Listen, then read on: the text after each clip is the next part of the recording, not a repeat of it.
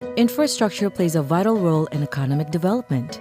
It improves mobility and access to jobs and services, but it can also have negative impacts on the rights of women.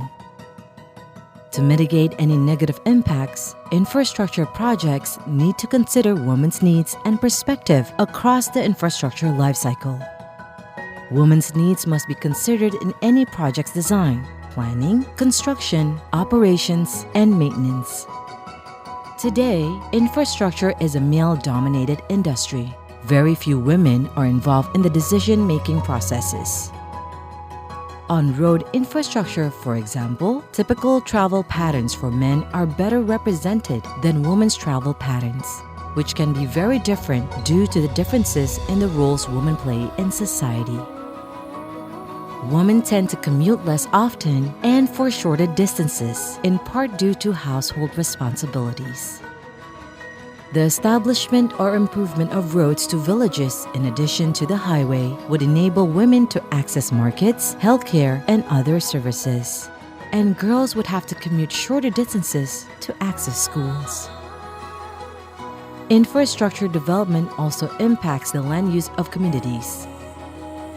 And while in many families women bear the responsibility of water collection and producing food, they are often neglected during the land acquisition and compensation process. Women often receive no or lower compensation for their lands, and if they are relocated to a new area, it is harder for them to find new employment opportunities to support their families. When women's rights are not respected, they face more barriers to access grievance mechanisms than men.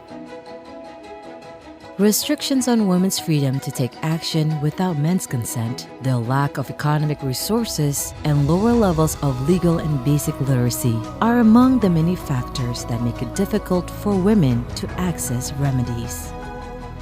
Women are not one homogeneous group. Their needs and perspectives vary.